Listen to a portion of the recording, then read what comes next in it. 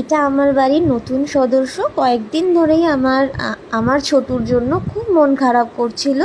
তো এবার জন্মাষ্টমী ভাবলাম যে গোপাল, হুট করে প্ল্যানিং হলো, রাজাকে বললাম যে আমি গোপাল কিনবো, বাবু পুজো করব। তো ও আমার জন্য এই গোপালটা এনে দেয় এবং আমরা যাই, গিয়ে ওর জন্য জামা প্যান্ট থেকে শুরু করে গয়নাগাটি যা কিছু আছে সব আমরা মিলে কিনে নিয়ে আসি। চুল কিনে নিয়ে আসা হয় এবং রাত্রির তখন 1:30-2 হবে, ততক্ষণ আমি মানে আমার গোলুকে সাজাচ্ছিলাম সকালে পুজোর জন্য। তো কালকে আমাদের বাড়িতে পুজো হয়নি, আজকে পুজো হয়েছে। তো